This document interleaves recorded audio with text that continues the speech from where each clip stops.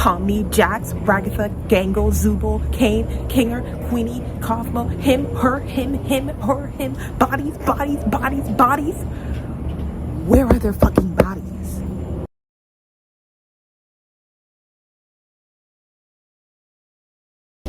Hi, welcome back to my channel. It's been a very long time, mostly because I've been busy with my fucking job that takes forever. But since the year is about to end, I decided to give you guys a little Christmas gift. And this Christmas gift is going to be me trying to predict the last 2 episodes of the amazing Digital Circus. Now, the general thesis of this video is I think if we can answer the question of where the fuck their bodies are, then we can answer what the next 2 episodes are going to be and how the story is going to end as a whole. Now, you might have some questions, like, number 1, where the fuck are you? My backyard. Yeah, this is my backyard. We're gonna up the brightness a lot. I'm trying to finish this as quickly as possible because the sun, as you can see, is setting, and I was trying to get as much natural light as possible because I don't really like how the lights in my room and in my house tend to give me like this bad hue. So probably should invest in a light for my videos. Emphasis on probably. And a second question, where are the pictures on the board like I showed in my thumbnail? So I don't really have the finances for the printer. I don't have a printer. And I also do not have the money to go to Office Max to get stuff printed, especially because I'm gonna have to have my mom drive me there because I don't have a car. So that's the reason. Anyway, to begin the reasoning of how we can figure out the ending to the amazing Digital Circus is by looking at the inspiration for it, which is the book I Have No Mouth and I Must Scream from Harlan Ellison. Now you're probably thinking to yourself, Michaela, do I Have No Mouth and I Must Scream a good book? Well, it's definitely a book. Harlan Ellison, he's a writer, you know, and he's a writer from the 60s, and he's a man. Yeah. So I'll just give you the clip notes of I Have No Mouth and I Must Scream. So within the world of I Have No Mouth and I Must Scream, Russia, China, and America make these supercomputers that are basically used. Oh, and we're also going to discuss the game too, because the game also ties in a little bit to the amazing Digital Circus as well. So within the world of I Have No Mouth and I Must Scream, those 3 countries made these supercomputers to fight a war.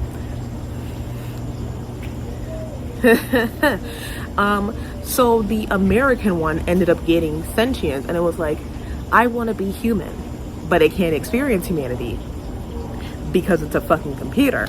And he gets really upset and basically nukes the entire world. Fun way to start things, absolutely it is. But he still hates humanity, so he wants to torture all of humanity because of course it fucking does. It was literally created for war. So he ends up imprisoning 5 humans within this. The books don't do a great job at explaining what exactly Am did or where the humans are. Some people think that they're in some sort of like VR thing, but with how the book describes it, it seems as if he's like, his circuits have overrun the entire planet, and he's basically bending reality and time within it. It's a very hard thing to explain. It's a bit rambly, very rambly. It's very hard to understand at times, but anyway, he's got 5 humans here. The most important ones are Ted, and then the woman, and I'm forgetting her name. She's a black woman specifically. Like, she is specifically stated to be a black woman, and that's important for the story, but I'm gonna give you the clip notes. So what Am has done is he's basically made these people immortal so that he can torture them forever, and he is constantly torturing these people for hundreds upon hundreds of years. Well, for 100 years. They're about 120 by the time we reach to the current events of I Have No Mouth and I Must Scream. So for the plot of this short story, the characters are sent on a journey to these ice caverns to get food, because Am basically gives them the urge to eat and be hungry, but they won't die from hunger. The only escape in this world is death. Again, like I said, it's a crazy fucking story. Yeah, I think I'm gonna have to go inside because this is starting to get way too dark. So we'll make a transition soon, but I'll just finish a Clip Notes version. We are really gonna have to up this damn brightness. So within this world, they are now going across these miles to, in a sense, get this food in these ice caverns to eat. And there's like 4 other characters. They all have sex with the one woman because, like I said, this is a male author in the 60s. Crazy shit happens. They go through a blizzard, they fight a dragon, then they finally make it to the ice caverns, and there is the food like Am promised. However, there's no can opener. All of the food is in cans. I don't think I need to tell you what's gonna happen. Anyway, everyone starts tweaking out and fighting each other, and in that last-ditch effort, because Am is so distracted and finds it so funny how everyone is like fighting each other, they all realize we can die and escape. So they all start stabbing each other and killing each other, and in the last minute, Ted and the woman, they have to, like, you know, choose who can be killed because only one person can die left. And Ted decides to sacrifice himself. That's my washing machine. Ted decides to sacrifice himself and kills the woman, and he is the last one standing. And he is now the only human that Am can torture, and Am goes full ham. He literally transforms his entire body so that he doesn't have arms, he doesn't have legs. He is basically just a slimy blob walking around this digital landscape for the rest of his life. And the book ends with him saying, "I have no mouth and I must scream." So isn't that really fun inspiration for this cartoon? We are now inside of my house. Now, let's also talk about the game a little bit. So the game deviates from the book a bit because the game was trying to be a bit more hopeful than the book, as you can say. So within the game, it's the same situation, except Am has them going through their old memories and going on these adventures. Like each separate individual goes on a different journey. Like one goes to like this village of like people that Am created and have worship him. Another relives his memories of sending his wife to an insane asylum.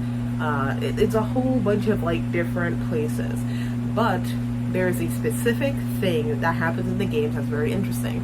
To shut down Am, the characters have to find these 3 key components of his software, and that is the id, the ego, and the superego, which, if you didn't know, these are all part of Sigmund Freud's idea of like the person, like the identity. So he basically breaks up each person to having 3 individual aspects: the id, the ego, and then the superego. And I forgot which ones specifically correlate with what, but you basically have to shut down each 3 of these components to shut down Am entirely. I also forgot to mention that Am, while his name is the Allied Master Computer, like that's his official name, he also named himself Am based off of the Latin saying cognito ego sum, I think, therefore I am. That's what he named himself after, basically. And you do the shutdown, and here's the thing, I predicted that when the current episode that just came out, I think it would be last week technically, I literally predicted it. Like the day before the episode came out, I posted a TikTok and I basically said that the entire beach episode is basically going to be that idea from the game where the characters have to shut down the different parts of Kane to release themselves in the digital circus. Well, I was technically very right. And I still think that I am quite right. But guess what? It didn't go viral at all. Not a goddamn fuck. It didn't go viral one goddamn bit. And I'm still very, very bitter about it. Anywho, let's get into my theories. If you can't tell, this is a very impromptu video, so deal with it. So, now we know the inspiration for the amazing digital circus. So how do we figure out the last 2 episodes? Again, like I said, if we want to figure out how the last 2 episodes of this show are going to pan out, we also have to look... Okay, sorry, my mom interrupted me, so we had to cut off for a little bit. So I want us to firstly start off with what we know about the Amazing Digital Circus from episode 1 up until this recent episode. So, what do we know?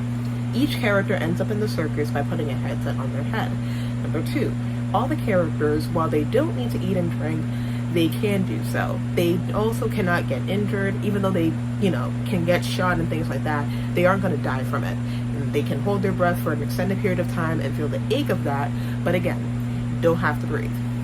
Number 3, we know that Kinger has several years of computer science history under his belt. We also know all of their occupations. We know about abstraction and that characters can extract after being put under tremendous stress, pressure, and PTSD. We also know that Kane seems to be able to slightly alter memories and put modifiers into people's heads. For example, when he made Jax a vegan. Now, the thing is, he's not exactly overriding a personality, but it does seem like he's putting a mental block within somebody's head. But it seems like he can only do this for a temporary amount of time, because we see he immediately stops it with Jax, not even like the official end of the episode. Like, he literally stopped it from like pretty early on in the game. So it seems like he can only do these memory blocks for a short amount of time. We also know that the AIs have been gaining sentience, which is a very interesting predicament there. And finally, that Kane's sole purpose is to basically entertain people. So with all of that being said, what type of predictions can we really make about where these people's bodies are? Well, quite a few. Let's start with that one thing, which is that the characters do not need to eat or any of those other things. So we literally learn within the very first episode that, you don't have to eat, you don't have to drink. They just kind of do it as a routine thing. Here's the thing though. Oh yeah, and we also know like their memories, like what they last remember before putting on the headset. They just don't know their names. So, starting this off very interestingly, is the thing is your body, whether you're conscious or not, it still needs to operate properly, which means it still needs water, still needs food, still needs to pee, poop, all of those other bodily functions. So where are their bodies? I've wondered this for such a long time. They've never addressed where the bodies are, how the bodies are surviving, and how the consciousness would be continuing to survive. Because the thing is, if they're alive and they have the headsets on, then how is their body staying alive? Now, episode 7 brings in the idea that they're in stasis tanks. However, that directly contradicts every single memory that the characters have, which is putting on a headset. Every single one of them confirms the fact that they put on a headset before they entered the circus. So, they obviously all have that memory. So none of them were put into stasis tanks or anything like that, which I find very, very interesting. It is a very interesting thing to look into. And I'm sorry if it sounds all over the place, but like, this is an impromptu video, so we just gotta go with what I'm saying. So, what else do we know? Another question that it brings up about the bodies is what Pomni said. Since Pomni is the latest member of the Digital Circus, she would be the one who'd be seeing all of their bodies if she put on a headset, because this is what Pomni says is what happens in the original, episode 5. This is what Pomni says in episode 5 about the whole situation of like before she ended up in the Digital Circus. And yeah, I was an accountant for a supermarket chain. A supermarket? How'd you end up here? Well, I sometimes got bored of things, and I would seek out mild thrills, like exploring abandoned buildings, and posting videos of it online. Ah. So that's a very hard thing to believe, or at the very least it's a very hard thing to understand. This would basically be Pomni saying that she went to an abandoned building, saw a bunch of dead people or just not conscious people with headsets on, and still decided to put on the headset instead of calling 911. Like, I need you guys to understand how crazy that concept is. Anywho, Pomni says, you know, like we've just established, that she put on the headset in an abandoned building and then she ended up in the Amazing Digital Circus. So we also know that Kane is able, like I said, to put these modifiers and temporary mental blocks in people's heads, because this is what Jack says in the latest episode. You got in my head! You just lie about everything, don't you? Huh? You can mess with our minds too, can't you?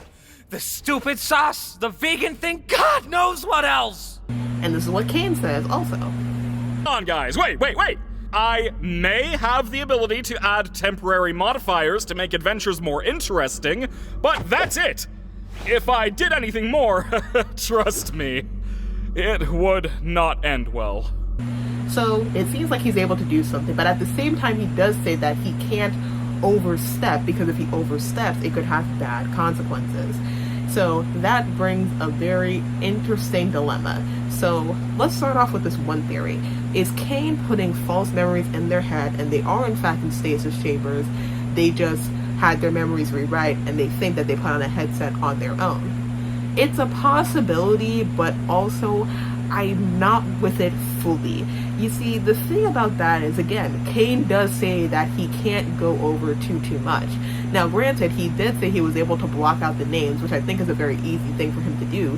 However, rewriting the memory seems like way too much for him to do, especially keeping that memory blocked there for such a long time. I think the name thing is already straining him enough. Literally rewriting memories specifically for each specific person, and then keeping that mental block there for however long these people are here, takes a lot of energy, takes a lot of strength, and would definitely put a strain on his AI, which he already says bad things would happen if he were to go further than that. So I honestly do not think that he's rewriting every single person's memory, because it would just be too much for his AI, and like you said, bad things would probably happen. Though I do think that there's something going on with their minds that might be giving them some false memory, or at the very least, there's something being left out in their memories before they put the stuff on. So, currently, here are my predictions for what episode 9 up until episode 10 are going to be. Because again, their bodies are intrinsic to figuring out this mystery. Now, here's what I think is going to happen in episode 9. We already know about Scratch, the first abstraction from Kinger. Now, I think what the gang is going to do is there's going to be a lot of strain. I think Zubul is going to absolutely deck Jax. They're both going to be fighting. And I also think that the other characters are going to try and see if they can get Kinger to answer some more questions. Because I'm 100% sure, and I think everyone is 100% sure, Kinger was the one who created Kane. He absolutely is, especially because I'm pretty sure he's supposed to mimic the one character, and I have them on the Iris screen, which is this character who, one, gets his memory diminished very significantly. He's basically has the look of a primate and the mind of a primate. Again, like I said, that book is crazy as fuck. But it's very interesting because Kinger, just like him, has a very fucked up memory, and his memory only comes back when he is in like the complete and utter darkness. So I think what they're going to try and do, and also, interestingly enough, he's also representing a character who was involved with the creation of Am. So if we have a character who represents the creation of Am, there's definitely going to be a character that's going to represent the creation of Kane, and it's gonna be Kinger. I'm telling you this right now. So within that episode 9, I think they're gonna try and get Kinger into, I would say, a dark room, because that's the only time he's lucid, so that they can ask him some questions and see if they can get a few answers. We're gonna figure out a lot more about the Cain and Abel company. I think the actual more sinister reason as to why they created Kane. Like, yes, technically Kane is just following his programming, which is to have people have fun.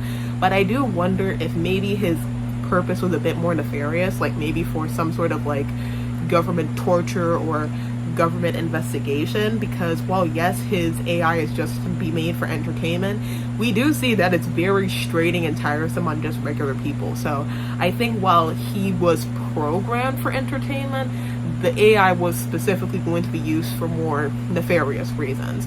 But again, we don't know that for sure. I'm just speculating. I'm pretty sure Kinger, Queenie, and Kaufmo were also all involved within this digital circus. I think they were all the original programmers on this project. Kaufmo, I think, was trying to get in there so that he could maybe release them. I think this might be more established in episode 9 instead of episode 8 though, because I don't know, that seems like a very episode 9 thing, that we figure out that Kaufman was trying to like free all the people there because I guess he figured out like, oh my god, wait, this is actually really, really bad. So that's one prediction that I have when it comes to episode 8, and then we're gonna figure out that like Scratch was like this whole test subject until they realize that, oh my gosh, this abstraction stuff is like very serious. And I think when this abstraction happens, actually, I think I want to change something here. I want to change something a little bit. So, here's what I think is going to happen. Kinger, Kaufmo, Queenie. All three of them were the original designers of Kane. I do think that maybe in the beginning, Kane was going to just be a regular entertainment AI. But then, when Scratch happened, the original abstraction, that's when the company realized that they might have something else on their hand. Like, hey, we could like sell this to the government for like information and stuff. Like, this could be really handy. We could do something with this. And so that's when all of the more questionable things started. Now, I'm going to go a bit further with this in episode 9, or my predictions for what I think episode 9 is going to be, but I think certain things are going to get revealed within episode 8. So I do think that Kane is going to try and stop the characters as much as he can from getting information from Kinger, whether it be he separates Kinger from the rest of the gang, or if he tries to like stop them from getting Kinger in a dark room by constantly like brightening up the lights every single time they're closer and closer to answers. And here's the thing, I think how episode 8 is going to end is Kane is going to abstract. Listen, I know I'm talking crazy, but you gotta hear me out. Gooseworks did say somebody unpredictable was going to get abstracted. And I don't think it's gonna be our main cast. Jax already, it's too predictable. The man has been teetering the edge of abstraction for quite a few episodes. Ragatha is also pretty predictable as well, because currently right now she is in a lot of distress after the last episode. Gangle, also too predictable. Zubul, while not completely unpredictable, is definitely still within the wheelhouse. Kinger is also really predictable, and Pomni as well, because she's the main character. It's like, the main character abstracts, kind of cliche, but Kane abstracting would be very interesting, especially because we've been seeing his AI glitch out for quite some time, like constantly. He's constantly freezing up, he's constantly saying things that don't make sense, he's constantly longing for, you know, the office, and he keeps feeling this urge to go there. And I wouldn't be surprised if like he figures out that information along with the rest of the cast, he finally snaps and goes full am like I predicted, especially after this latest episode, because the shit that that Kane did in episode 7, straight out of fucking am. In fact, it is quite literally the plot, the story of I Have No Mouth and I Must Scream. Basically setting the characters on an adventure, thinking that they're going to get what they want, and then crushing them with the brutal reality that it was all fake. That is a very am move. A very, very am move. Now, going into episode 10, here are my predictions. Kane, again, like I said, is abstracting, so everything crazy is going on, and I think there's going to be 2 endings specifically. Either number 1, the characters cannot escape, and I think that because we're going to find out that the VR headsets. Yes, I was interrupted again. Now back to what I think was going to happen in episode 10. So, with Kinger, after everything that he said before, I very much think that the characters are just digital copies of themselves. They are digital copies. It is the only explanation as to why they would put on the headset, even though there would clearly be bodies everywhere wearing headsets. Like, it wouldn't even just be our main cast of characters. It would be all of the abstracted people too that have joined the digital circus before. Like, they would all be there wearing headsets. All of them. No normal person is gonna put on those goddamn headsets that a bunch of dead people got on. It makes no fucking sense. The only thing that makes sense is that the characters decided to do this study with the Cain and Abel company, which would explain why there are so many like different jobs that they all do. Because Zuba was a bartender, Ganga was a fast food employee.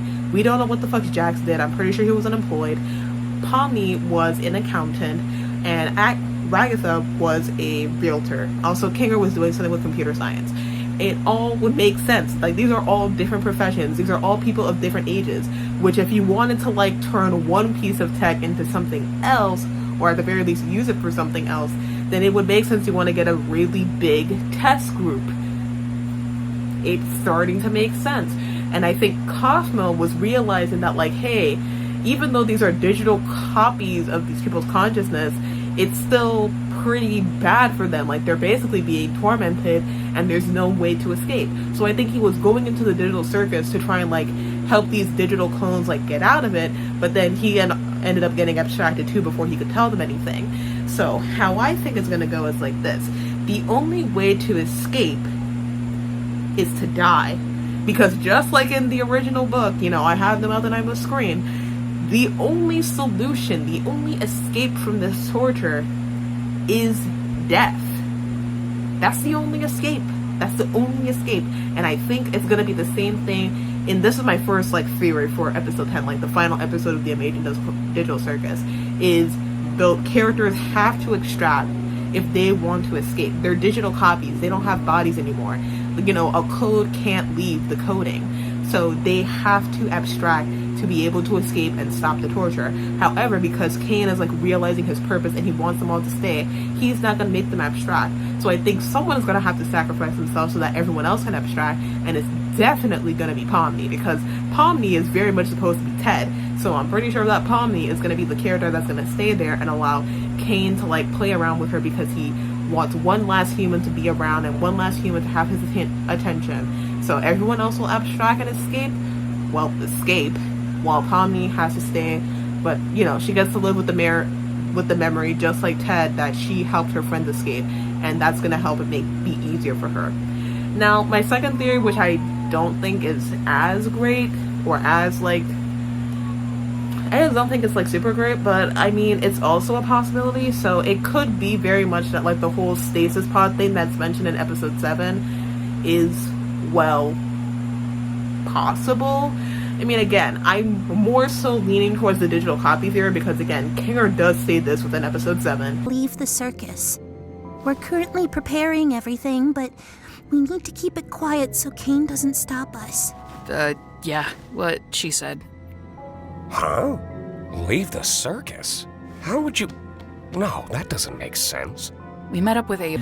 So I do think it's more likely that they're digital copies, and the only way to escape is for them to abstract, because that's, you know, death. They're codes. They can't leave. They don't have a body anymore. Their bodies are off doing whatever else they were doing beforehand. Like, they're not giving a single damn about their digital copies anymore. And I also think that maybe the Cain and Abel company isn't operating as much as it used to, so now they've just kind of let it go. Like, I think Pomni might have been the final person for the digital circus, and after that they were just like, man, we still cannot get this technology correct, so let's just abandon the project. And now that they've abandoned the project, Cain is starting to go haywire, and it's just making things worse and worse. So yeah, Pomni's just gonna have to be there until his software finally just corrodes and they all die together. But the second theory is that, and again, not my favorite, but Maybe they are in stasis tanks, maybe, and Pomni's still gonna have to sacrifice herself, but the others can escape, and I guess they'll expose Cain and Abel for its crimes. But again, I don't think that that's super possible. Again, it is a theory, a game theory, but you know, it's a theory. Like, that's my theory. But I think my first theory is definitely up there, and seeing how I technically predicted the entirety of episode 7, I think it's possible that I'm right. What do you guys think? What are your theories about the Amazing Digital Circus? I really thank you for watching this video, especially because it's been so long since I've posted a video. I promise I have some other ones coming up. I've just been working so much overtime. So much overtime. It's been a lot of overtime. So I will be coming out with a lot more videos, so please stay tuned. Enjoy your Christmas. Happy New Year. You have a lot of videos to expect. Pluribus, Golden Gossamer, Alchemize, a New York City vlog that I'm supposed to have been editing for a very long time now. So many videos, so you should like and subscribe, okay? Okay? Are you listening to me? Anyway, Merry Christmas, guys. Bye.